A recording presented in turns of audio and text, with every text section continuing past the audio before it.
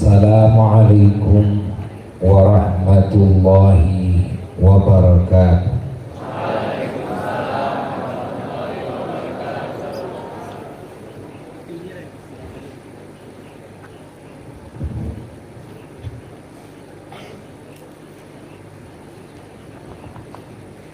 Alhamdulillah alladzi hadana lidinil Islam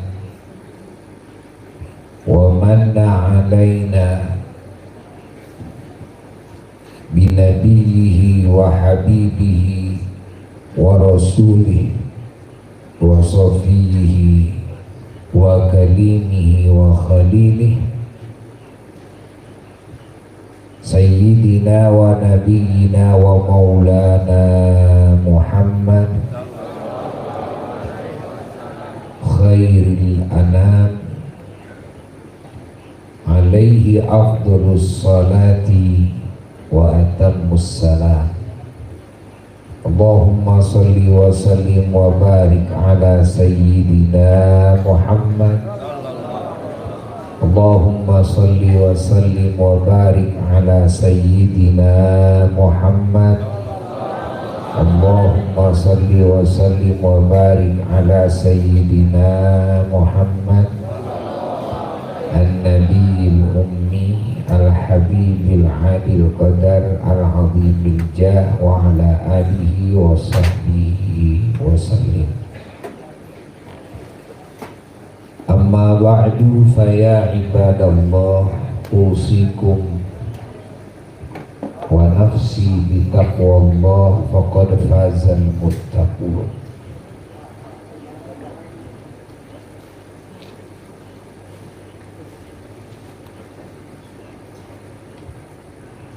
Yaqulullahu tabaraka wa ta'ala a'udzu billahi minasy syaithanir rajim.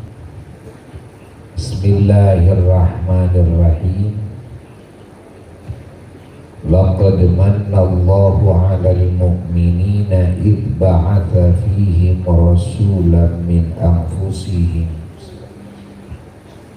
yatlu 'alaihim ayatihi wa yuzakkihim wa yu'allimuhumul kitaba wal hikmah wa in kanu min qablu lafi dhalalin mubin.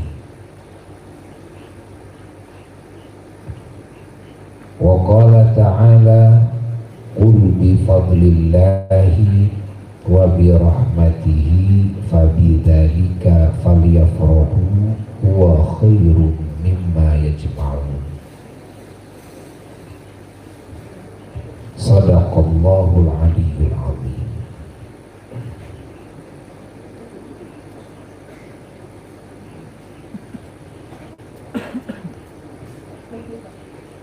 Para jamaah yang mulia,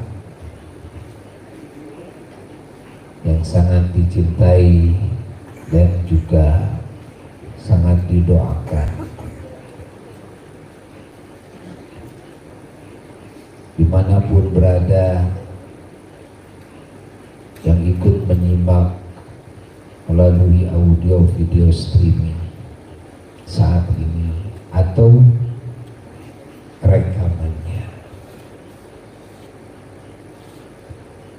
segenap hamba-hamba Allah, segenap umat junjungan alam Kanjeng Nabi Muhammad sallallahu alaihi wasallam,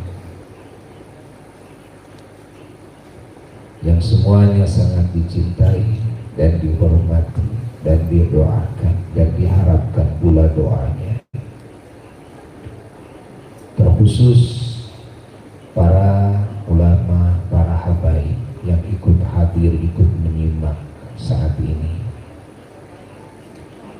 yang kita cintai, yang kita muliakan, dan juga para tokoh masyarakat dan aparat pemerintahan wilayah Kecamatan Cangkuang,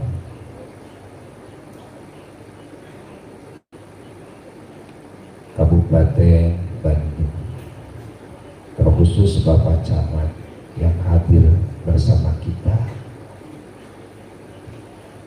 dan juga para keluarga besar ormas, baik ormas Islam maupun umum, dan juga LSM, dan juga keluarga besar parpol dan para tokoh kepemudaan. Wabil khusus keluarga besar Nahdlatul Ulama, keluarga besar Muhammadiyah, keluarga besar Persis, atau yang lainnya yang ikut hadir saat ini, yang dicintai, yang dimuliakan, dan juga keluarga besar MUI Kecamatan Cangkuang yang sangat dicintai, yang sangat dimuliakan. Yang lebih khusus lagi keluarga besar Sais School,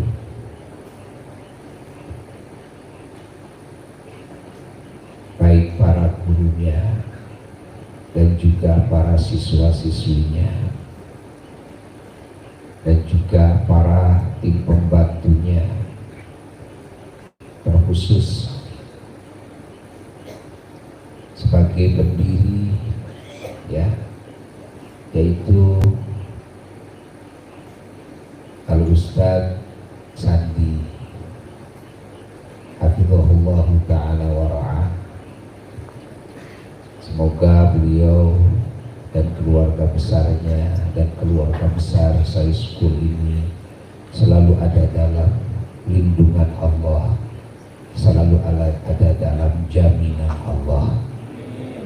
Semoga semuanya oleh Allah dijadikan ahli keselamatan, ahli kebahagiaan, ahli keberuntungan, ahli kemuliaan di dunia dan di akhirat. Dan juga semoga kita semuanya selalu oleh Allah dijadikan para santri-santri. Amin. Kita sekarang bersama-sama sedang memperingati dua kejadian besar. Pertama adalah kelahiran junjungan alam Kanjeng Nabi Muhammad Sallallahu Alaihi Wasallam. Yang kedua adalah kelahiran santri. Ini yang kita sekarang peringati bersama.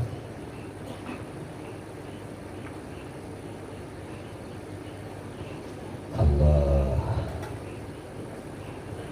Sekali lagi, tolong anak-anak semuanya melihatnya ke sini. Yang HS bangun. Ya. Yang HS bangun. Ya, yang merem betah. Ya. Lihat sini. Kita ini bersama-sama sedang memperingati, mengagungkan, mensyukuri. Sekali lagi, memperingati, mengagungkan, mensyukuri dua kejadian besar. Pertama apa? Kelahirannya Kanjeng Nabi Muhammad Sallallahu Alaihi Wasallam. Dua, kelahiran apa? Santri. Kenapa kita harus memperingati? Ya, agar kita semua selalu ingat. Jangan sampai lupa. Karena lupa itu bahaya. Kenapa kita harus mengagungkan? Karena itu dua kejadian yang agung. Maka wajib kita mengagungkan. Kenapa kita harus mensyukuri? Karena kedua-duanya anugerah terbesar yang wajib kita syukuri. You understand? Are you just crazy? You has?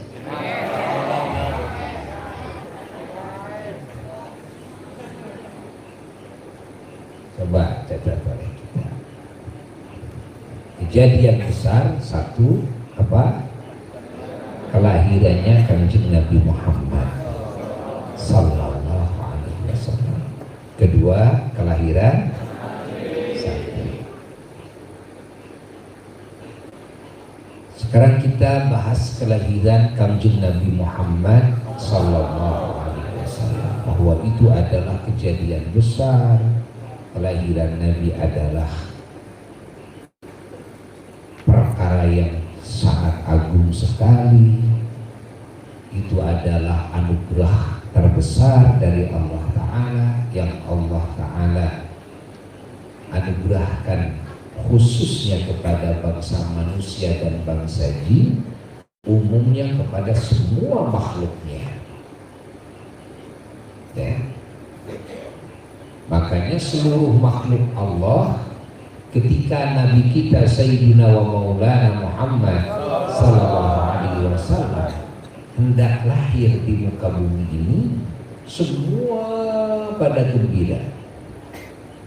Langit gembira, bumi gembira, arasnya gembira, kursinya Allah gembira, lauh mahfud dan kalamnya gembira, sidratul muntahanya gembira, semua malaikat gembira, Masya Allah, semua binatang gembira, gembira semuanya, Masya Allah. Surga dan ahli surganya gembira semuanya, nerakanya juga gembira.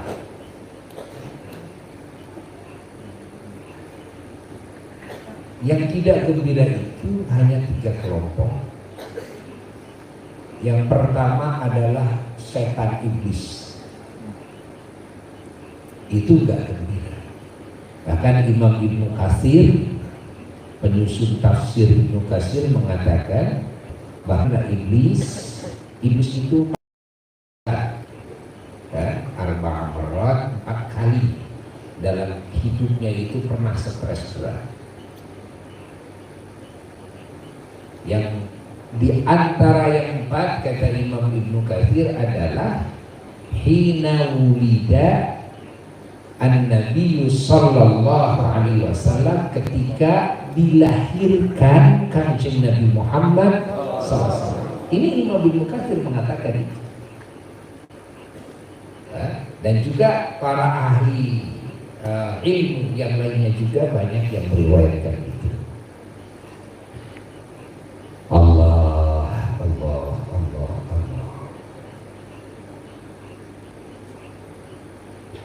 Kenapa iblis dan setan stres berat? Karena mereka tahu kalau Nabi akhir zaman ini lahir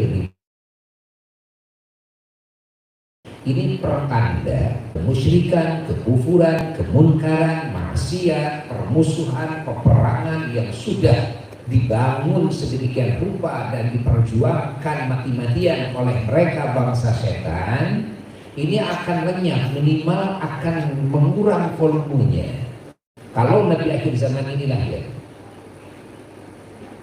Ya. Sehingga apa yang sudah diperjuangkan oleh setan iblis ini menjadi sia-sia, luluh lantak. Sudah ribuan tahun dari zaman Nabi Adam alaihissalatu wassalam bangsa setan berjuang siang dan malam, tidak pernah berhenti dan tidak pernah menyerah, berupaya untuk menyesatkan manusia dan bangsa jin dari jalan yang hak, berupaya untuk mencelakakan manusia dan bangsa jin berupaya agar mereka semuanya tidak mengenal Allah, agar mereka semuanya yang sudah mengenal lalu musyrik kepada Allah, lalu murtad lagi, kufur kepada Allah. Atau kalau tidak kufur, tidak musyrik, mereka minimal durhaka kepada Allah dengan durhaka yang besar, maksiat yang besar, dan melakukan kedoliman-kedoliman kepada sesama manusia, kepada sesama makhluk Allah. Kalau tidak berhasil, paling tidak mereka manusia bangsa jin ini diupayakan agar berbuat dosa walaupun kecil. Ya. Kalau ternyata masih tidak berhasil, maka paling tidak manusia dan bangsa jin ini yang beriman, ya, diupayakan untuk musyrik tidak bisa, untuk kufur tidak bisa, melakukan dosa besar tidak bisa, dan juga melakukan dosa kecil juga tidak bisa. Minimal mereka tidak melakukan yang sunnah, dan mereka melakukan yang makruh. Itu upaya setan iblis. Begini kalau kita, ya, mau sholat fardu, kan disunnahkan sholat qobliyah. Habis sholat fardu kan disunnahkan wirid dulu, lalu disunnahkan ba'diyah, gitu kan? Nah, kalau kita merasa berat, itu artinya di hati kita itu sudah digoda hati kita itu oleh syaitan. Makanya kalau mau sholat fardu, qobliyah suka dilewat. Habis sholat fardu, wiridnya yang disunnahkan juga dilewat. Lalu ba'diyahnya juga dilewat. Yang lain Allahumma antas salam, ini Allahumma lantas jalan. La qobliyah, wala ba'diyah, wala wirid. Ya. Waktunya sholat duha, ya, disunnahkan kan sholat duha, ya. Setan goda agar tidak melakukan sholat duha. Malam disunnahkan kan sholat witir dan sholat tahajud. Mereka berupaya bangsa setan ini agar manusia dan bangsa jin tidak menjalankan yang sunnah. Waktunya kurban, ya. Bagaimana agar mereka tidak kurban? Dipompa manusia itu agar di hatinya itu penuh keinginan menerima daging kurban. Jadi lebih cenderung kepada bagaimana saya bisa menerima daging kurban ketimbang saya bisa berkurban. Itu godaan apa itu? Godaan setan seperti itu. Ya. Sedekah kan sunnah, ya. Bagaimana manusia ini kikir? Itu godaan setan. Kalau kita lihat teman kita, lihat apalagi saudara kita, tetangga kita yang dekat, mereka orang yang tidak mampu, ya, kita dikasih kemampuan oleh Allah Ta'ala, tapi kita tidak mau berbagi rezeki, ya, kepada orang-orang yang tidak mampu. Ingat, di hati kita itu sedang dirasuk oleh apa? Oleh setan.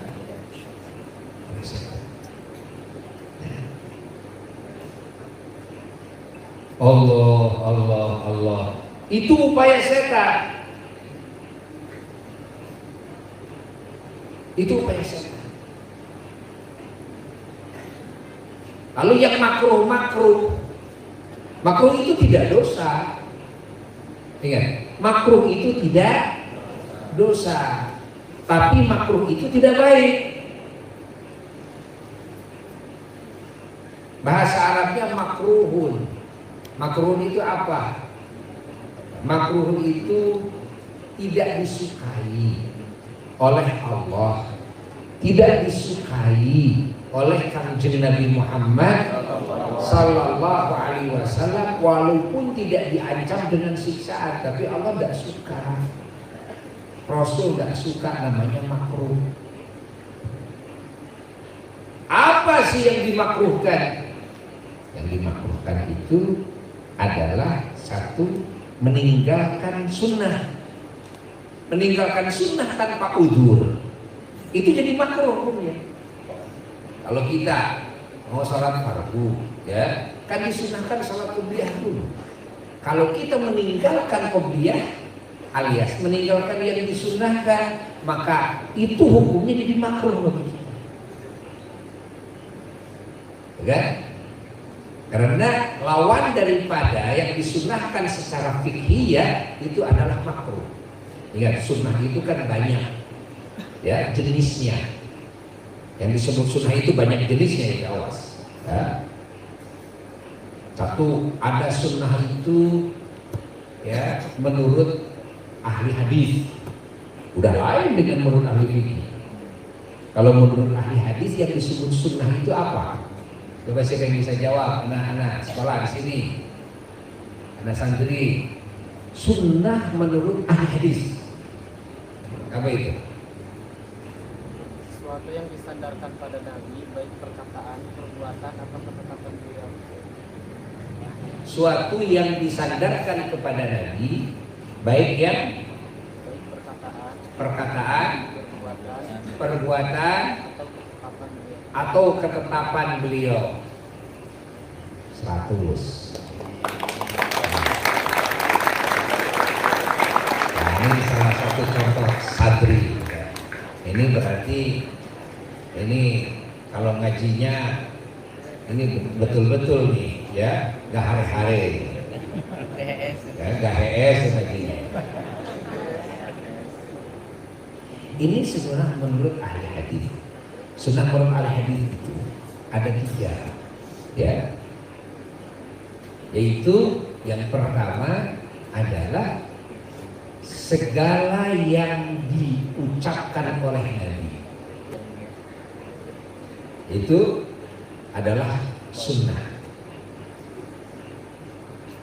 Itu mencakup yang wajib juga, ya, bukan yang sunnah saja menurut fikih. Lalu segala amalan-amalan yang dikerjakan oleh Nabi Sallallahu Alaihi Wasallam itu sunnah, baik itu yang wajibnya, kan, dan juga yang sunnahnya menurut fikih, ya, bahkan hatta adat istiadatnya Nabi. Ini di Nabi ini adalah adat istiadat. Tapi bagi umat ketika mengikutinya dengan mengagungkan Nabi, mencintai Nabi, maka adat tersebut bagi pengikutnya menjadi hal yang sunnah, dikasih pahala. Padahal itu adalah adat di diri Nabi. Nah, ini dijelaskan di dalam kitab-kitab usul fikih. Sehingga para sahabat Nabi meniru Nabi itu bukan sekedar di dalam apa yang Nabi perbuat saja, tapi juga di dalam gerak-gerik Nabi, adat istiadat Nabi. Sehingga bagaimana cara Nabi berjalan ditiru oleh sahabatnya. Bagaimana cara Nabi duduk, bagaimana cara Nabi bangun dari duduk, bagaimana cara Nabi berbaring, bagaimana senyumnya Nabi, bagaimana ketawanya Nabi, bagaimana kalau Nabi berbicara, gaya Nabi itu semuanya, bagaimana pakaian Nabi, bagaimana ketika Nabi naik kuda, menunggangi kuda, turun dari kuda, begitu pula naik unta, ya, dalam perjalanannya di punggung unta, lalu ketika turun dari unta, sampai hal seperti itu. diikuti semuanya oleh para sahabat. Kenapa? Karena walaupun di diri Nabi ini adalah adat istiadat, namun ketika umatnya mengikutinya ya, dengan ta'zim, dengan cinta, maka bagi pengikutnya ini mendapatkan pahala. Masya Allah. Sehingga apa yang dimakan oleh Nabi diperhatikan. Nabi itu pernah makan apa saja. Masya Allah. Sehingga para sahabat Nabi berupaya terus meniru Nabi, hatta dalam hal seperti itu. Ketika kita dengar riwayat Imam Ahmad bin Hanbal tidak makan apa itu semangka karena belum beliau terima riwayatnya Nabi memakannya, sehingga beliau tidak memakannya. Kalau Nabi makan kurma ya, Nabi makan gandum ya, Nabi makan roti ya, Nabi makan apalagi garam ya, Nabi makan cuka ya, Nabi. Nah, itu sampai hal seperti itu. Diteliti benar, ditiru benar. Lalu ada lagi yang disebut sunnah Nabi itu yang ketiga, yang tadi disebutkan apa?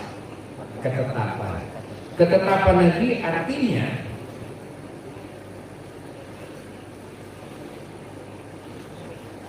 perbuatan-perbuatan sahabat, ya,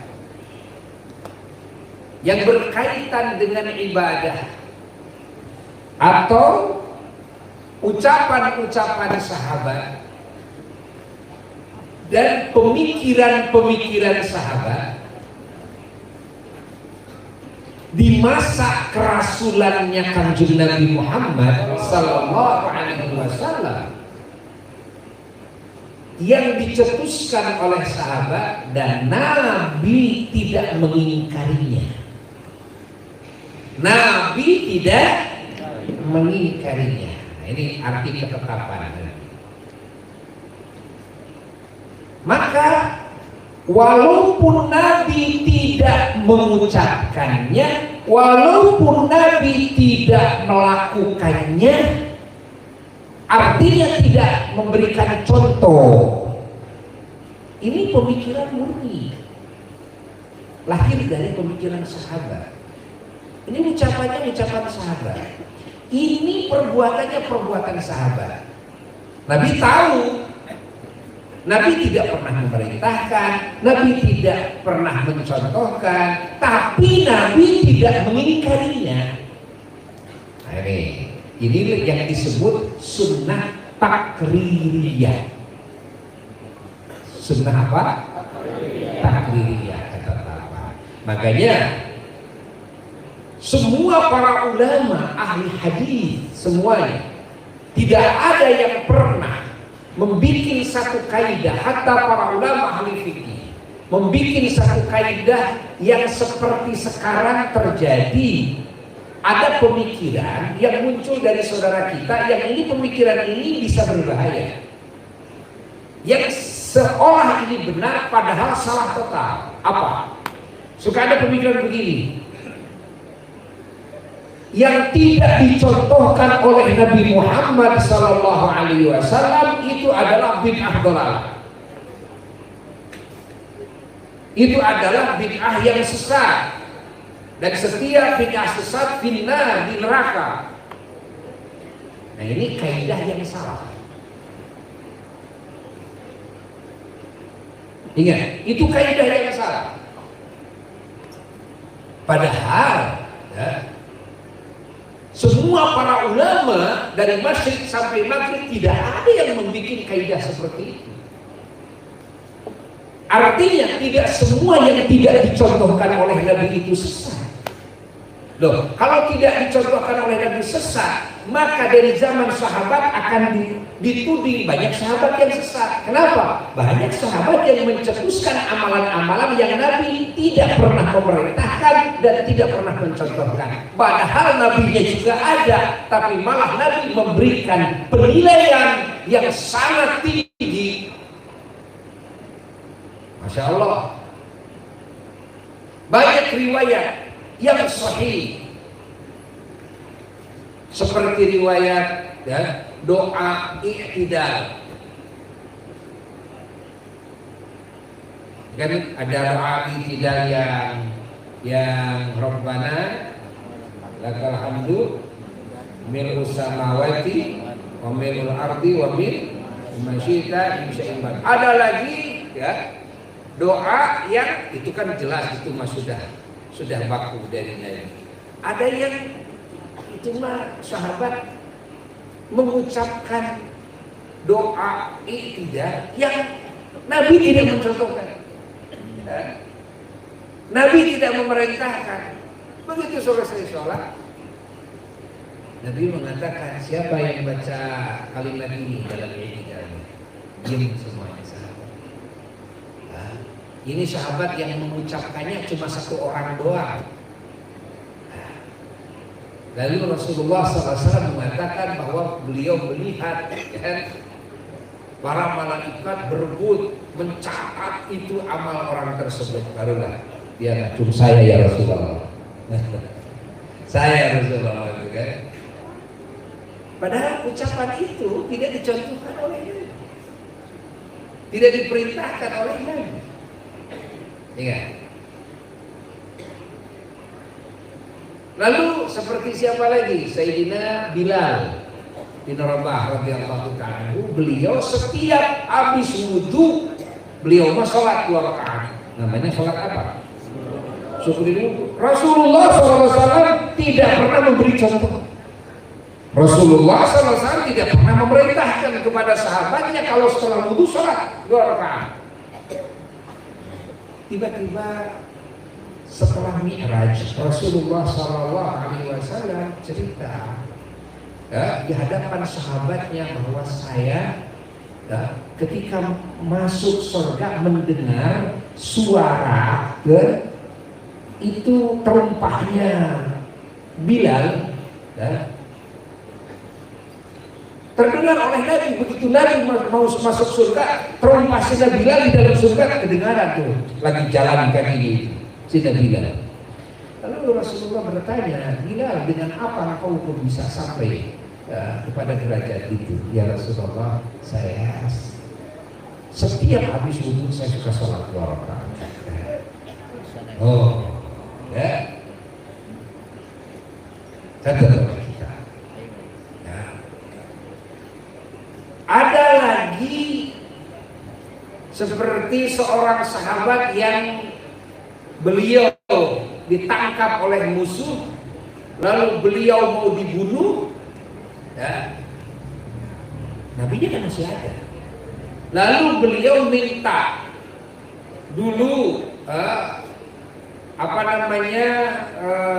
waktu kepada yang mau membunuhnya itu, saya minta waktu ya, untuk sholat 2 rakaat. Ya, sholat 2 rakaat mau dibunuh, sholat dulu 2 rakaat. Masya Allah, habis sholat 2 rakaat silakan saya dibunuh. Lalu dibunuh beliau. Nah, sehingga menjadi hal yang sunnah. Dan ini banyak terjadi di masa Nabi ada. Di masa Nabi ada. Lalu setelah Nabi wafat, terjadi lagi di kalangan para sahabat melakukan satu peribadahan yang Nabi tidak memberi contoh. Contoh mana? Ketika Nabi wafat, Sayyidina Abu Bakar As-Siddiq radhiyallahu ta'ala anhu ya, mengumpulkan para sahabat bermusyawarah, termasuk Sayyidina Umar bin Khattab di situ ada. Apa memikirkan hal yang dikhawatirkan, yang ditakutkan bagi umat, kehilangannya Al-Qur'anul Karim. Kenapa? Karena di zaman Nabi tidak mencontohkan baca Quran lewat tulisan. Nabi juga tidak pernah menulis. Nabi juga tidak pernah membaca. Ingat, Nabi tidak pernah mengajarkan kepada sahabat-sahabatnya menulis dan membaca. Di samping Nabi tidak memberikan contoh, jadi bagaimana Nabi mengajarkan agama kepada sahabatnya, mengajarkan keilmuan langsung dengan talaqi, langsung dengan face to face, ya, muwajahah, dan sahabatnya menyimak langsung dengan telinganya, ya, langsung menghafalnya detik itu juga, dan sahabatnya langsung mengamalkannya saat itu juga. Itu cara sistem belajar mengajarnya, ya, yang dilakukan, yang dicontohkan oleh Kanjeng Nabi Muhammad Sallallahu Alaihi Wasallam. Jadi di zaman Nabi tidak pernah pakai board, ya, apalagi laptop. Emang nggak ada, ya kan? Nah,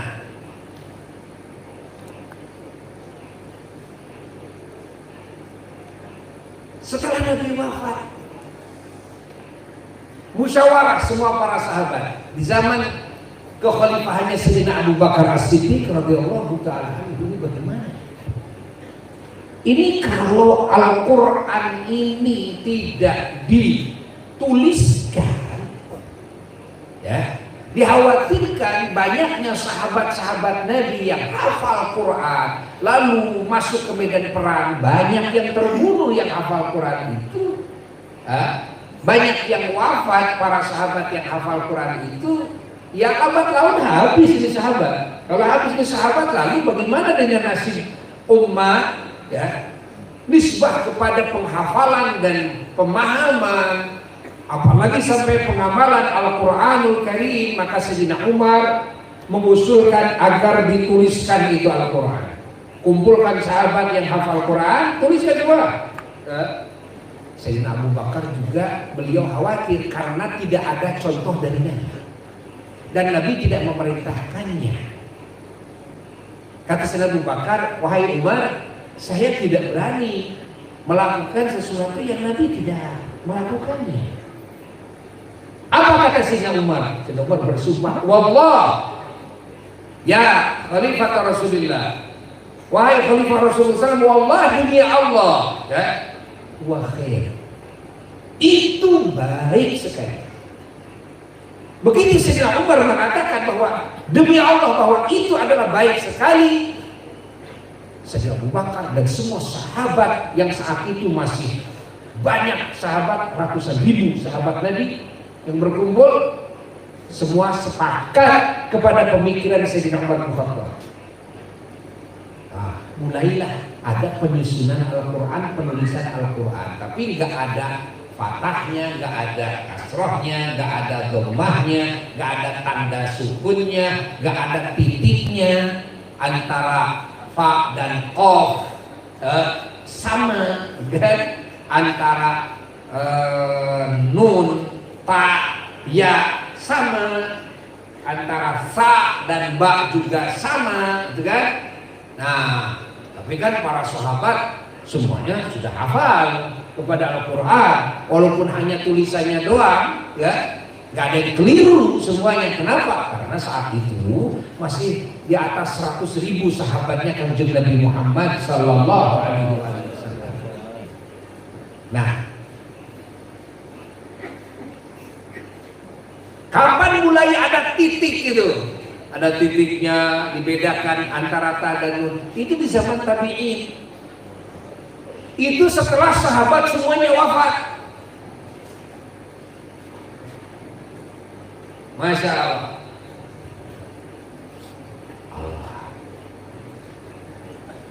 Dikasih harokat. Ada fathah, ada kasroh, ada tanda dhammah dan sebagainya. Nah, sekarang kita ketahui masalah ini. Apa yang dilakukan oleh Sayyidina Abu Bakar As-Siddiq bersama Sayyidina Umar bin Khattab dan juga para sahabat-sahabat Nabi saat itu, yaitu menyusun Al-Quran, menuliskan Al-Quran, ya, dan mendidik umat yang baru masuk Islam, ya, mu'allaf, anak-anak kecil mulai dididik bukan cuma dengan talaki saja, tapi dengan cara membaca Al-Quran, melihat tulisan Al-Quran yang ditulis di tulang-tulang, yang ditulis di kulit-kulit kayu, yang macam-macam, dan yang ditulis di kulit-kulit domba, kulit-kulit onta, ya, di lauh, papan-papan dari pohon kurma dan sebagainya. Nah, ini tidak dicontohkan oleh baginda Rasulullah. Ini tidak diperintahkan oleh baginda Rasulullah Sallallahu Alaihi Wasallam. Maka sampai sekarang umat Islam dari Masjid sampai Maghrib, dari kecil belajar baca Quran pakai tulisan Quran enggak? Ya wah, keras. Melihat tulisan Quran enggak? Ada contohnya dari Rasul enggak? Ada perintah harus melihat baca Quran itu melihat tulisan enggak? Tapi semua meyakini bahwa membaca Al-Quran ibadah. Ada contohnya nggak dari Rasul? Nggak ada, kan? Satu nih, makanya akan salah nanti, akan bahaya nanti. Apa bahayanya? Bisa-bisa menuding kepada para sahabat Nabi semuanya ahli bid'ah dhalalah finnar, gara-gara apa? Melakukan sesuatu yang tidak dicontohkan oleh Nabi.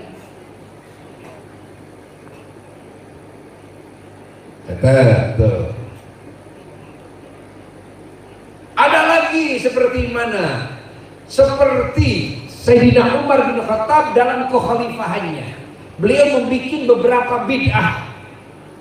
Artinya bid'ah sesuatu yang baru yang tidak dicontohkan oleh Nabi. Apa di antaranya?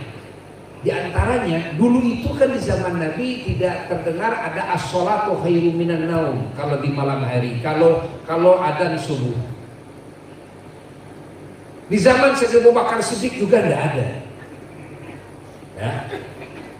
Di zaman Sayyidina Umar ibn Khattab radhiyallahu ta'ala, ya, mulai ada.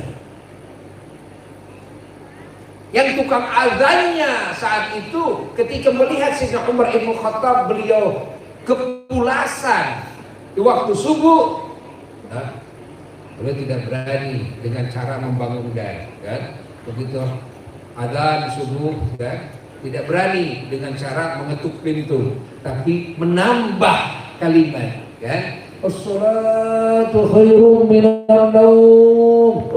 Bangun semua. Kok ada kalimat ini, kan? Kalimat baru, kan?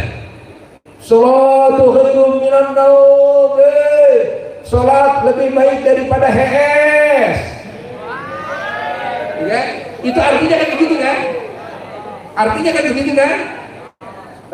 Salat lebih baik daripada hees. Sayyidina Umar bangun, maka angkat jempol, istilahnya, ya. Sayyidina Umar mengatakan, dari situlah setiap adzan subuh, kan? Masya Allah, ditetapkan oleh Sayyidina Umar bin Khattab agar menggunakan, kan, menambahkan as-sholatu khairum minan naum. Nabi tidak mencontoh. Datang lagi bid'ah baru Sayyidina Umar bin Khattab. Apa? Adalah dalam hal tarawih. Di zaman Nabi Shallallahu Alaihi Wasallam tidak ada salat tarawih yang diberjamaahkan. Bahkan di zaman Sayyidina Abu Bakar Siddiq juga tidak ada. Diberjamaahkan di masjid dengan satu imam. Itu kejadiannya juga kejadian menggertak, mendadak. Di satu malam, di malam-malam Ramadan, para sahabat Nabi yang disebut Ahlus Suffah yang selalu istirahatnya di masjid Nabi, ya, bersama Nabi. Mereka tidak punya keluarga, datang dari berbagai kota, dari berbagai kampung, dari berbagai negara, ya, selama-lamanya hidup di situ. Mereka lah yang pertama tahu kejadian suatu malam Nabi keluar dari rumahnya masuk ke masjid di malam-malam Ramadan, lalu sholat. Sahabat melihat Nabi sholat. Sahabat itu kecintaannya kepada Nabi luar biasa, ta'zimnya kepada Nabi luar biasa, pengikutannya kepada Nabi luar biasa, ya? Sehingga sahabat langsung ikut di belakangnya sholat bersama Nabi. Nabi tidak memerintahkan, Nabi tidak komen apa-apa, pokoknya Nabi sholat aja, ya, setelah sholat sampai subuh, sholat subuh. Esok harinya di sahabat ramai cerita kepada teman-temannya bahwa tadi malam Rasulullah SAW sholat dan kami sholat di belakangnya, ikuti Nabi, ya. Niru Nabi gitu kan, niru Nabi. Tidak berjamaah, Nabi cuma sholat, ini sahabat juga ikut sholat. Nabi tidak nyuruh. Malam kedua semakin ramai, penuh tuh masjid, ya. Sahabat Nabi kan di atas 100.000, bayangkan, penuh tuh masjid sampai keluar. Nabi keluar lagi, lalu sholat lagi. Wah, sahabat akhirnya pada sholat juga, ya, mengikuti bagaimana Nabi sholat. Nabi tidak komen apa-apa sampai subuh, ya, masuk lagi kamar, ya. Lalu malam ketiga, wah, sudah penuh kemana-mana. Lalu Nabi keluar lagi, Nabi sholat lagi, sahabat ikut juga sholat. Malam keempat sudah sangat banyak lagi para sahabat. Nabi tidak keluar dari rumah sampai masuk waktunya subuh. Sahabat ada yang mengira Nabi ketiduran, sehingga ada yang nepuk-nepuk tangan, ya. Nah, setelah itu waktu subuh tiba, Nabi keluar dari rumahnya, lalu Nabi memimpin salat subuh. Nabi berbicara kepada para sahabatnya, menjelaskan tentang kenapa Nabi tidak keluar dari kamarnya. Ternyata Nabi khawatir karena melihat begitu antusiasnya para sahabatnya dalam mengikuti apa yang Nabi lakukan. Mereka ikut, mereka menirunya, mereka meneladaninya. Nah, Nabi khawatir itu datangnya kefarduan dari Allah Ta'ala sehingga memberatkan kepada umatnya. Saking sayangnya kanjeng Nabi Muhammad SAW kepada umatnya, Nabi tidak melakukan hal itu lagi, ya. Lalu setelah itu berpencaran para sahabat, ya. Tapi para sahabat sholat juga. Ada yang di kebun kurma, ada yang di situ, ada yang di sini, di rumahnya, ada di lapangan, macam-macam itu setiap Ramadan. Sampai wafatnya Rasulullah SAW seperti itu. Lalu zaman Sayyidina Abu Bakar Siddiq juga seperti itu. Di zaman Sayyidina Umar bin Khattab, ketika beliau membuka, menguasai berbagai negara, dari mulai negara-negara Islam sampai Romawi, ya, banyak yang ditaklukkan oleh beliau. Nah, banyak yang masuk Islam di mana-mana. Nah, Sayyidina Umar melihat bahwasanya ini banyak mu'allaf yang mereka itu kan belum terdidik seperti para sahabat-sahabat senior atau murid-muridnya sahabat, para tabi'in. Maka begitu lihat malam-malam banyak yang HS juga, ya, masjid pada kosong, ya. Sementara yang masuk Islam kan banyak. Yang ada cuma sahabat senior saja dan para tabi'in yang terdidik. Tapi para mu'allaf mereka, ya, belum terdidik. Sementara banyak yang masuk Islam.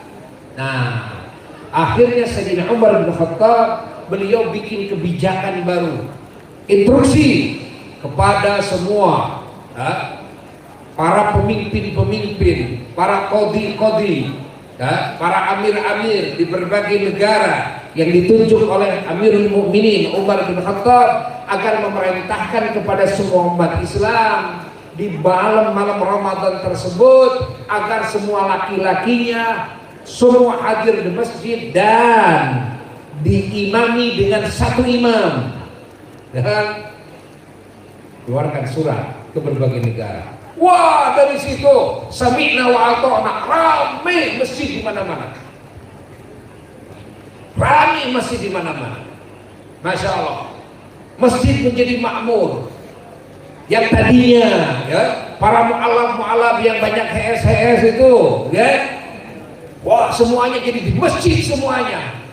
Pokoknya hiduplah dengan syiar Islam.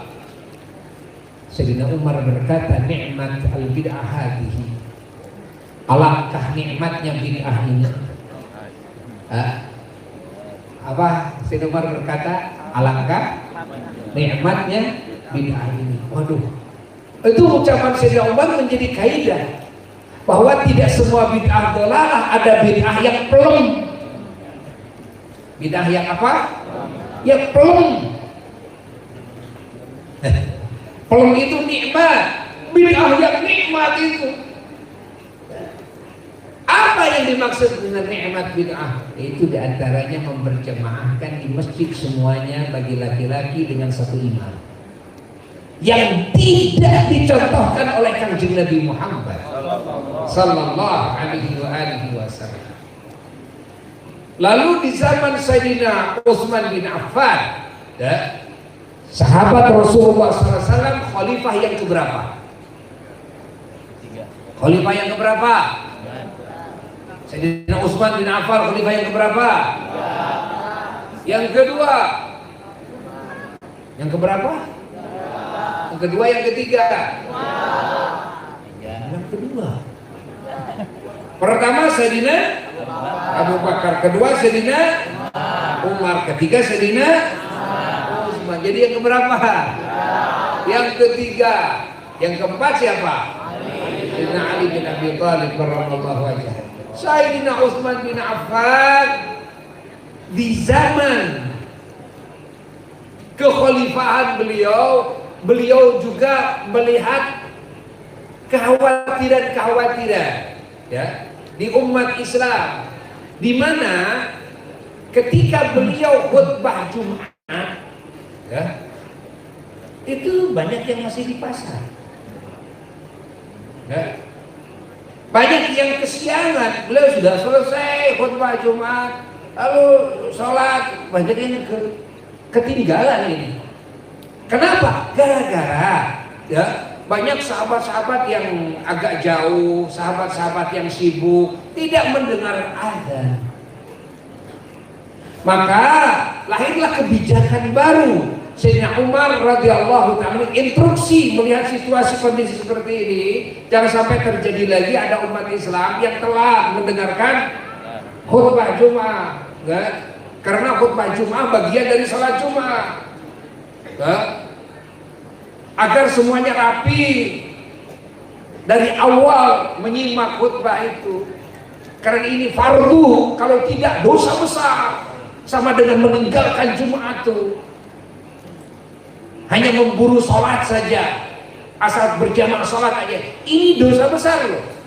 Karena mendengarkan khutbah Jumat itu wajib. Ya, Sayyidina Utsman menyerukan, memerintahkan ke seluruh negara agar setiap hari Jumat ya diadakan azan pertama. Azan pertama untuk apa? Untuk mengingatkan kepada semua muslimin, ya kan? Agar bersiap-siap semuanya. Pahami oleh kita? Agar bersiap-siap semuanya. Kalau sudah ada azan, siap-siap. Yang di pasar tinggalkan tuh urusan pasar. Yang lagi kerja tinggalkan urusan kerja. Nah, siap ke masjid semuanya. Nah, ditambahin azan. Nah, di sini dalam fikih diikhtilafkan, sebagian pendapat ulama Nah, ada yang berpendapat azan yang pertama ini sebelum zuhur. Dan sebagian ulama ada yang berpendapat azan pertama ini sebelum zuhur. Terjadi ini kan banyak di negara-negara lain, ya, dalam mazhab yang lain. Kalau azan Jumat itu yang pertama itu sebelum zuhur, jam 11, ya, azan, ya, jam 11 itu. Nanti ketika pas zuhur itu adalah azan yang pokok. Orang sudah pada rapi semuanya di masjid. Sebagian pendapat ulama termasuk dalam mazhab Syafi'i bahwa azan tambahan itu adalah setelah masuk zuhur. Begitu masuk waktu zuhur azan, lalu azan lagi ketika pas khatib ada di mimbar, ya. Itu ikhtilaf para ahli fikih, ya. Intinya penambahan azan ini, ya, ini adalah satu hal yang bid'ah yang tidak dicontohkan oleh Rasulullah SAW. Bahkan Sayyidina Abu Bakar Siddiq juga tidak mencontohkan, bahkan Sayyidina Umar juga tidak mencontohkan. Sahabat Nabi yang mulai mengamalkan tambahan azan ini adalah Sayyidina Utsman bin Affan. Tapi sahabat Nabi pada saat itu masih banyak. Wah, puluhan ribu sahabat Nabi senior, dan tidak ada seorang pun yang mengingkarinya, dan semuanya manut, semuanya. Ingat, jadi jelas kan? Kaidah tadi, awas tuh, salah, yaitu orang yang melakukan sesuatu amalan yang tidak dicontohkan oleh Kanjeng Nabi Muhammad SAW itu adalah bid'ah dhalalah. Ini salah. Ini pemahaman yang keliru. Pemahaman yang keliru. Yang diharamkan itu adalah kalau ada larangan dari Kanjeng Nabi Muhammad Sallallahu Alaihi Wasallam. Nah, maka lahirlah ijtihad ulama, ingat, yang ijtihad ini buahnya Nabi tidak mencontohkan banyak. Contoh seperti mana? Di sini kalau di kita di Indonesia, kalau zakat fitrah itu dengan apa? Dengan beras. Apakah ada contohnya dari Rasul? Karena Rasulullah SAW zakatnya dengan apa? Dengan kurma. Ya. Ada yang mengatakan, tapi kan Nabi juga mengatakan dalam hadisnya bahwa zakat fitrah itu dengan dengan makanan pokok. Kalau dengan makanan pokok kan makanan pokok bangsa Indonesia beras galibnya, ya. Makanan pokok orang Arab kurma. Nah, tapi kalau ditarik kepada kaidah yang tadi yang tidak dicontohkan oleh Nabi kan mencontohkannya dengan kurma. Sementara Nabi tidak mencontohkan dengan beras. Tuh, kan? Makanya salah lagi kalau kaidah yang tadi digunakan. Nah, banyak lagi. Ya. Dah. So, bari ngopi ya. Sambil ngopi beri, jaga yang si kopi. Ya, wayah ki mah lain waktu ngaji, waktu hes, lain waktu dahar, lain gitu kan. Di bawah dahar ke ngeunah, bawa ngaji kok. Alhamdulillah.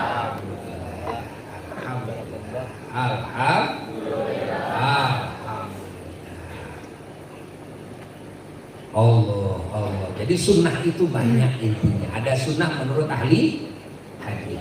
Ada lagi sunnah itu menurut ahli fikih. Siapa yang bisa apa sunnah menurut ahli fikih?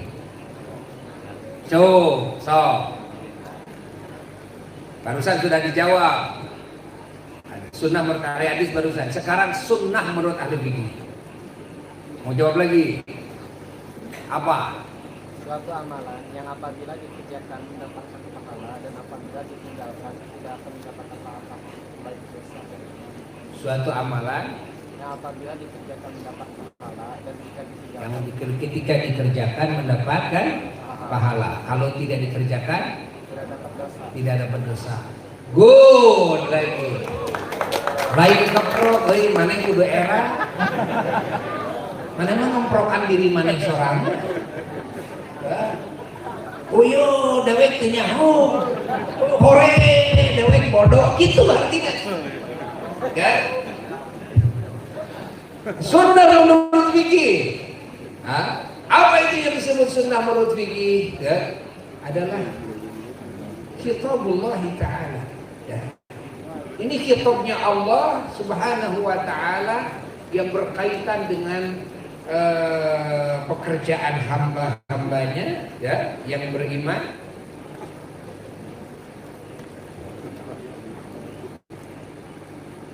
Yakni tuntutan dari Allah Jalla Jalaluhu wahdah, yang mana tuntutan itu tuntutan yang tidak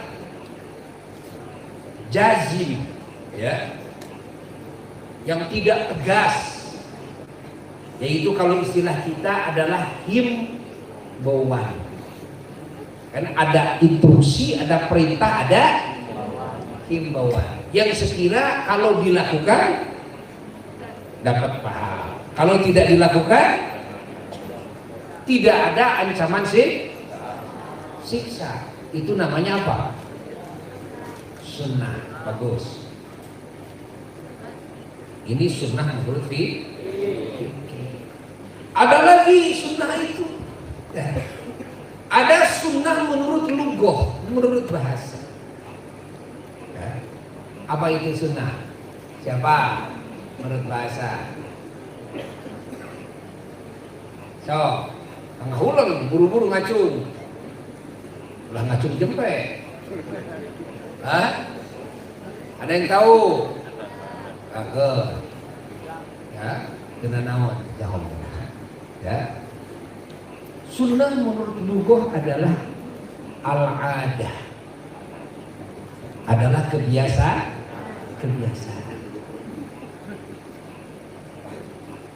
Ini mah tidak berurusan dengan urusan agama.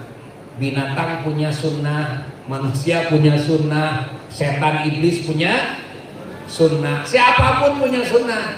Hatta Allah juga punya sunnah, disebut sunnatullah. Apa sunnahnya? Sunnah Allah itu yaitu kebiasaannya Allah, adatnya Allah. Nah disinilah nanti kan ada hadisnya yang mengisyaratkan kepada sunnah ini, man sanna sunnatan hasanatan. Oh, sunnah ini kebiasaan itu ada yang bagus, kebiasaan itu ada yang jelek. Contoh, apa kebiasaan jelek? Kalau lagi ngaji nurutan, kalau lagi ngaji tidak fokus. Ini sunnah apa? Sunnah yang jelek itu namanya sunnah sayyi'ah. Jangan dilakukan itu. Ya. Kalau lagi belajar harus fokus, ya, perhatian, disimak betul-betul, ya, difahami betul-betul. Ingat itu. Itu namanya sunnah hasanah kalau begitu. Ya, kalau lagi belajar kita, guru sedang menjelaskan, lalu ini hare-hare kemana tahu, kan? Lalu ngobrol dengan temannya, ngobrol ke HP. Nah, ini namanya sunnah sayyi'ah. Kebiasaanmu itu jelek. Seperti mana sunnah saya? Kalau bangun tidur selalu kesiangan salat subuh. Itu sunnah apa? Saya. Seperti mana? Seperti jarang mandi. Ini kebiasaan yang saya itu. Sunnah saya namanya. Seperti mana? Seperti membuang sampah sembarangan. Itu sunnah saya. Pasti makanan, gunakan dong, kamana. Nah ini sunnah saya. Tidak pantas ini di orang-orang yang sedang belajar ilmu. Tidak pantas ini di orang-orang yang mengkaji agama, yang memiliki agama. Nggak pantas tuh. Ya. Eces? Jadi sunnah menurut lupa apa? Ada. Ada. Kebiasaan. Nah, balik deh karena tadi kita nyari kata namanya mimiti kejaga. Pohon duit. Nah, mimiti tadi nyari segenap. Lain tadi mimiti barang mimiti mau kondimah mimiti kedengaran jadi tak kenal. Anugerah yang dari Allah itu yang besar itu berapa tadi itu? Dua. Satu kelahirannya Kanjeng Nabi, kan?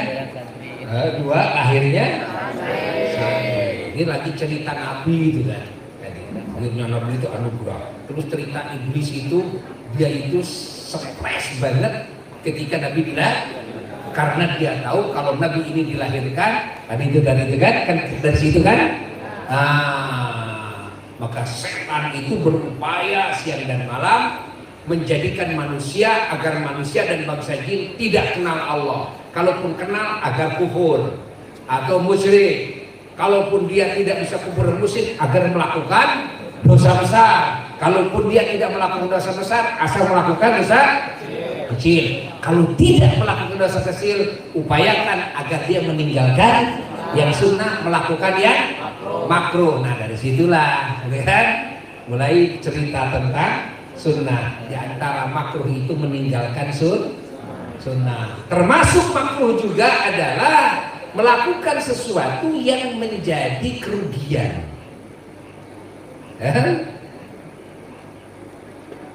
Kerugian, ingat, kerugian dari sisi kesehatan, kerugian dari sisi harta, ya, kerugian dari sisi waktu. Karena tidak ada ajaran Allah yang merugikan, justru ajaran Allah itu menguntungkan. Maka segala hal yang merugikan diri sendiri, yang merugikan yang lain, la doror wala diror, la doror wala diror. Tidak ada dalam ajaran Islam yang merugikan diri kita, yang merugikan orang lain, merugikan siapapun, mencelakan, tidak ada. Setiap yang merugikan, kalau merugikannya, ya, ini langsung terjadi saat itu bisa menjadi haram. Kalau merugikannya itu lambat laun, itu jadi makruh. Makanya kenapa merokok itu hukumnya makruh? Menurut pendapat jumhurnya para ulama, karena merokok itu lambat laun kita akan terserang penyakit. Tidak sekaligus memang, ya. Makanya makruh. Kalau menjadi penyakit secara langsung begitu merokok, kebiasaannya langsung sakit, seperti meminum arak langsung hilang akal, seperti mengidap narkoba, ya. Ini mah jelas haram. Kenapa? Karena ada hal yang merugikan secara langsung. Jelas tidak? Termasuk Buya kemarin beberapa hari yang lalu pernah ngobrol di mana ya? Ngobrol. Ada nggak? Buya pernah cerita. Buya itu menjauhi minuman-minuman, makanan-makanan yang di situ ada pengawet. Seperti minuman-minuman botol sekarang ya. Iya, itu kan. Di situ ada pengawet. Kenapa? Karena menurut medis kan menjadi rujukan di dalam menentukan hukum. Ya. Menurut medis ini bisa merusak, tapi tidak sekaligus lambat laun. Ini bisa merusak, bisa menjadi penyakit, kan? Kenapa? Karena di situ ada zat kimianya. Di kaleng tersebut, kan? Ada zat kimianya. Nah, di plastik tersebut ada zat kimianya. Nah, walaupun tidak sekaligus, maka otomatis itu meminumnya menjadi makruh. Kalau menurut medis bisa menimbulkan doror yang sifatnya lambat laun. Jelas tidak? Maka wudu dengan air yang terlalu panas, air yang terlalu dingin, walaupun tidak sekaligus merusak kulit, tapi lambat laun ini bisa merusak juga, maka hukumnya makruh. Tapi kalau menggunakan air terlalu panas, terlalu dingin tersebut seketika itu bisa mengelupas kulitnya, atau bisa menghilangkan manfaat dari anggota tubuhnya, jadi lumpuh dan sebagainya, maka itu haram. Nah, ini dalam kaidah fikhiyah, dalam kaidah fikih. Jelas ya, jangan HS ya, jangan HS. Upaya setan iblis lagi yang terakhir setelah mereka berupaya, manusia dan bangsa jin, diusahakan, diperjuangkan agar kufur tidak, agar musyrik tidak, agar melakukan dosa besar tidak, agar melakukan dosa kecil tidak, agar meninggalkan yang sunnah, melakukan yang makruh juga tidak. Satu lagi, apa? Bagaimana manusia dan bangsa jin ini agar tidak menjadikan yang mubah menjadi ibadah. Kenapa begitu? Karena di dalam ajaran Allah segala yang mubah bisa berubah bisa menjadi ibadah bihusnin niyah, dengan baiknya niat. Makan bisa jadi ibadah padahal mubah. Minum bisa jadi ibadah padahal mubah. Tidur jadi ibadah padahal mubah. Ya? Ingat tuh, olahraga bisa jadi ibadah padahal mubah. Bisnis bisa jadi ibadah padahal mubah, kan? Catat nih, ya. Nah, setan itu berusaha seperti itu. Kalau orang makan, lupakan niat. Orang tidur, lupakan hatinya agar tidak berniat ibadah. Seperti mana tidur jadi ibadah? Saya tidur ini agar saya bisa kuat lagi fisik saya untuk melakukan nanti sholat tahajud, melakukan salat subuh, melakukan warna-warni ibadah-ibadah di esok hari. Nah, maka tidurnya jadi ibadah. Saya makan untuk supaya kekuatan ini tumbuh dalam diri saya, dalam badan saya, fisik saya jadi kuat dengan sebab makanan tersebut, yang mana kekuatan ini adalah untuk menjalankan perintah Allah, untuk ngaji, untuk sholat. Maka makannya seketika jadi apa? Ibadah. Begitu pula bisnis, begitu pula dalam berpolitik, begitu pula, ada kan? Kalau menjadi pejabat dan sebagainya. Nah, itu upaya siapa?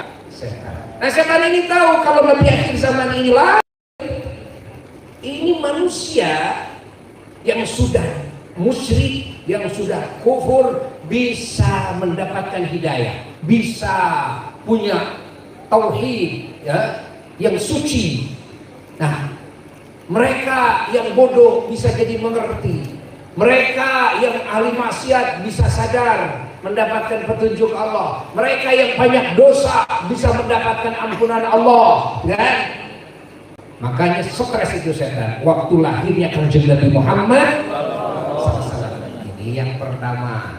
Sementara yang tidak ikut bahagia Nabi dilahirkan ada berapa kelompok? 3. Kelompok yang kedua adalah manusia dan bangsa jin yang tidak beriman.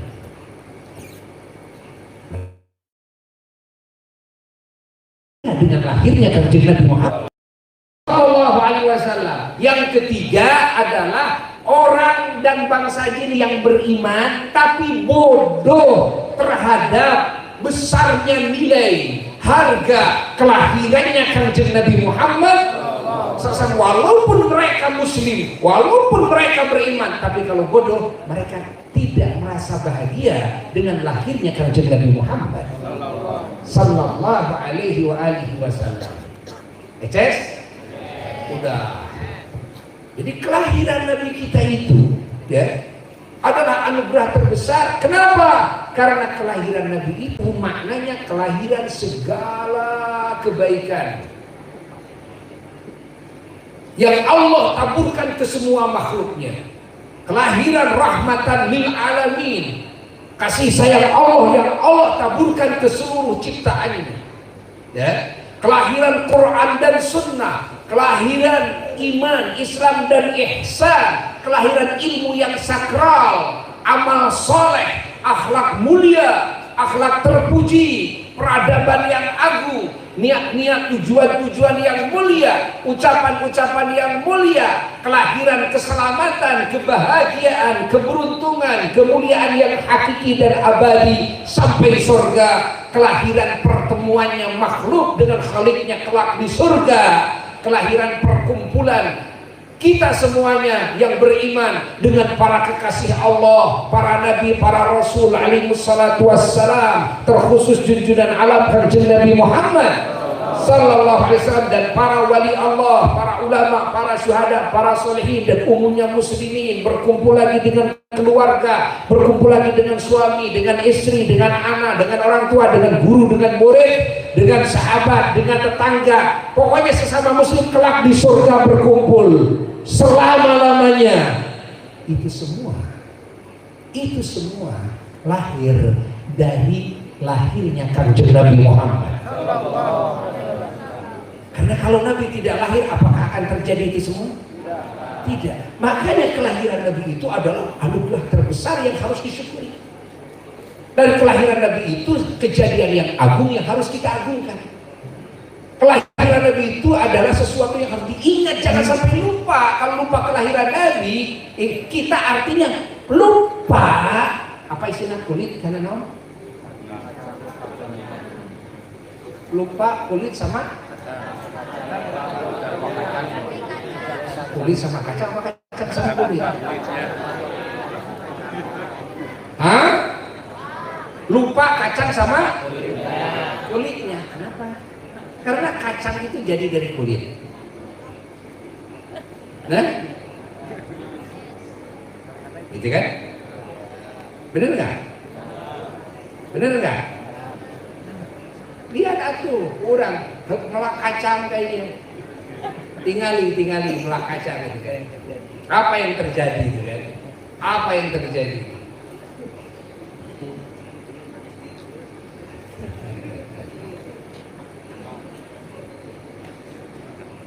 Jadi kita tidak boleh lupa kepada asal usul, tidak boleh lupa kepada sumber. Kelahiran Nabi itu sumber segala kebaikan, sumber rahmatan alam, sumber segala macam kebaikan itu. Ya.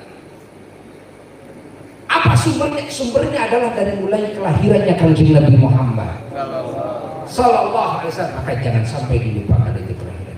Harus diingat terus. Ya. Yang keberapa? Satu. Sekarang kita memperingati yang kedua. Apa itu? Anugerah yang kedua adalah apa? Lahirnya santri.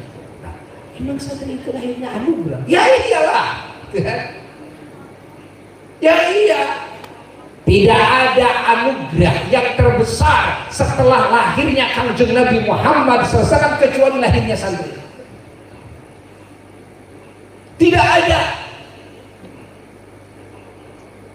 cerita anugerah terbesar setelah lahirnya kanjeng Nabi Muhammad SAW kecuali lahirnya santri. Kalau lahir santri ini tidak lahir, maka Al-Quran akan lenyap, sunnah Nabi akan lenyap, hidayah akan hilang di muka bumi ini. Ayo berpikir waras. Ayo berpikir cerdas, ya. Kalau santri tidak lahir di muka bumi ini, maka hidayah akan lenyap, Quran Sunnah akan lenyap, agama akan lenyap, iman Islam ihsan akan lenyap, ilmu yang sakral akan lenyap, amal soleh al-akhlaqul karimah akan lenyap, niat agung akan lenyap, kalimat thayyibah akan lenyap. Artinya keselamatan, kebahagiaan, kemuliaan dan keuntungan yang hakiki dan abadi akan lenyap semua kalaulah santri tidak lahir.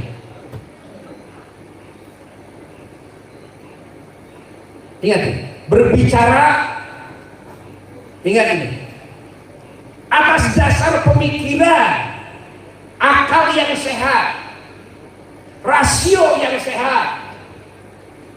Ingat bahwa kelahiran santri itu anugerah terbesar setelah kelahirannya Kanjeng Nabi Muhammad sallallahu alaihi wasallam. Catat oleh kita, dicatat. Kenapa begitu? Karena Kanjeng Nabi itu ada batasan hidupnya. Nabi itu usianya sampai 63 tahun. Kerasulannya tidak lama. Ingat, kerasulannya tidak lama, cuma 23 tahun. 13 tahun di Makkah, 10 tahun di mana? Di Madinah. Wafatlah Kanjeng Nabi Muhammad sallallahu alaihi wasallam. Nah, ingat, kalau Nabi wafat tidak ada santri yang meneruskan, yang mana santri-santri mulai lahir, ingat, adalah di masa kerasulannya Kanjeng Nabi Muhammad sallallahu alaihi wasallam. Siapa santri-santri pertama? Adalah para sahabat. Siapa santri kedua?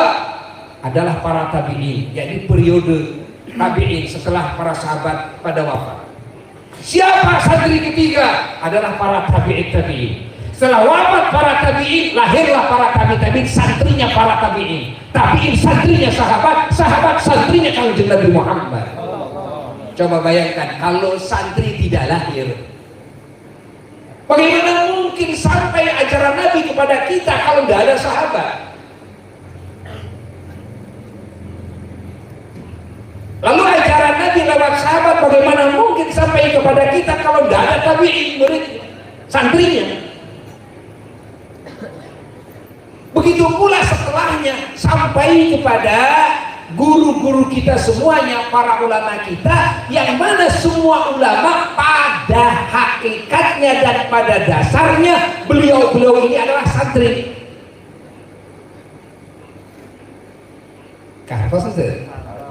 Jelas tidak? Jelas tidak? Sekali lagi, para sahabat itu agung, para sahabat itu ulama, walaupun ulama itu santri. Santrinya siapa? Ya keras, santrinya siapa? Kanjeng Nabi Muhammad SAW. Para tabi'in itu walaupun hebat, ulama, mujtahid, sebetulnya itu santri. Santrinya siapa? Para sahabat. Tabi'in itu yang di dalamnya ada Imam Syafi'i, ada Imam Ahmad bin Hanbal. Itu adalah ulama-ulama besar, mujtahid hebat, wali-wali agung. Sebetulnya pada dasarnya beliau-beliau itu adalah santri. Santrinya siapa? Itu saja. Jelas itu? Paham sekarang? Paham? Makanya perlu diperingati hari santri itu. Ingat. Kenapa? Karena hanya santri yang bisa mengemban risalahnya Kanjeng Nabi Muhammad. Hanya santri yang bisa mengemban tugas-tugas Allah. Selain santri tidak akan bisa siapapun. Catat. Itu. Lalu agama ini kalau tidak ada santri, siapa yang ngurusnya?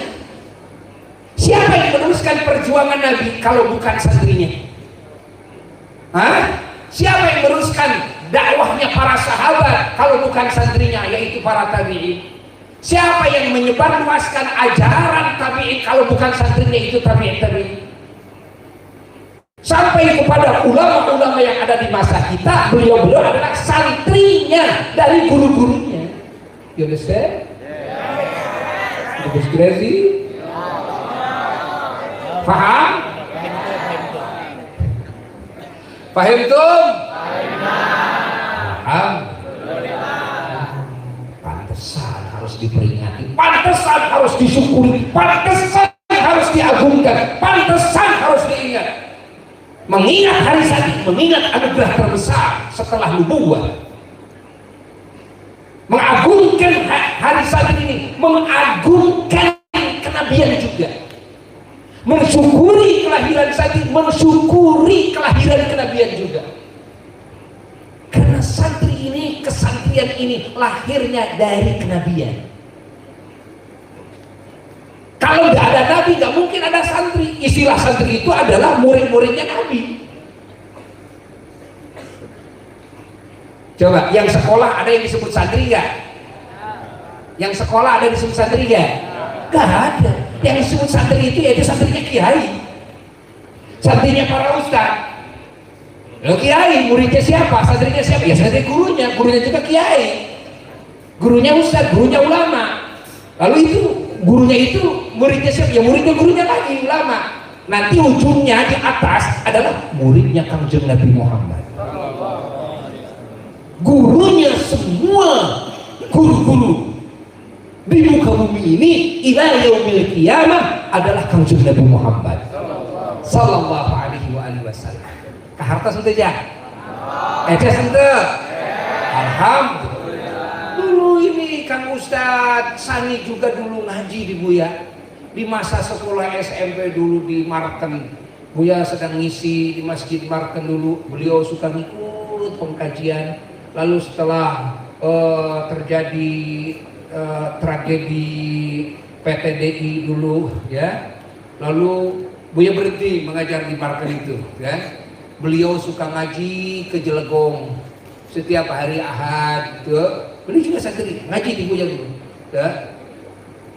Buya nggak tahu ini Kang Sandi sudah punya sekolah saiz ini ya, begitu kan. Wah, ini Kang Sandi ini punya sekolah ini. Alhamdulillah Buya bahagia. Semoga ilmu yang pernah didapat dari Buya manfaat dan barokah. Dan Buya datang ini ikut mensyukuri juga, ikut bangga, bahagia ya. Semoga semakin maju saya ini, semakin berkah saya ini ya, semakin baik dalam segala halnya, semakin unggul dalam segala kebaikannya. Bijahin Nabi Sallallahu Alaihi Wasallam. Dan kita doakan di akhir pertemuan kita ya untuk saudara-saudara kita di Palestina. Semoga Allah cepat memberikan pertolongan kepada mereka. Semoga Allah cepat memberikan pertolongan kepada mereka. Semoga Allah cepat memberikan pertolongan kepada mereka. Pertolongan yang agung. Dan semoga Allah Ta'ala menghancurkan, memporak-porandakan, merugikan serugi-ruginya kepada semua yang memusuhi saudara-saudara kita di sana dan yang mendukungnya semuanya. Semoga oleh Allah dihinakan sehina-hinanya. Semoga Allah azab di dunia ini dengan hak firman-Nya Allah dalam Quran, wala nudziqannahum minal azabil adna dunal azabil akbar. Dan juga dengan hak firman-Nya Allah Ta'ala dalam Quran, wa inna lilladzina zalamu azaban duna dzalik. Ya, semoga Allah Subhanahu wa Ta'ala mengabulkan doa ini. Allahumma inna qad hadarna qira'ata maulid nabiyil karim. Fa'afid 'alaina bi barakatihi basal 'izzi wa takrim. Wa askinna bi jiwari fi darin na'im. ونعمنا في الجنة بالنعيم المقيم. اللهم إنا نسألك بجاه هذا النبي المصطفى وآله أهل الصدق والوفاء كلنا معينا ومسعفا وبوينا من الجنة غرفا وارزقنا بجاهه صلى الله عليه وسلم عندك يا الله قبولا وعزا وشرفا. اللهم إنا نتوسل إليك بنبيك المختار وآله الأطهار وأصحابه الأخيار. كفر عنا الذنوب والأوزار يا الله يا الله يا الله واحرسنا من جميع المخاوف والأخطار واجمع بيننا وبينهم في دار القرار وتقبل منا ما قدمنا من يسير أعمالنا في الإعلان والإصرار وارحمنا برحمتك واغفر لنا إنك أنت العفو الغفار يا غفار. سبحان ربك رب العزة عما يصفون وسلام على المرسلين والحمد لله رب العالمين. إلى حضرة النبي صلى الله عليه وسلم. الفاتحة.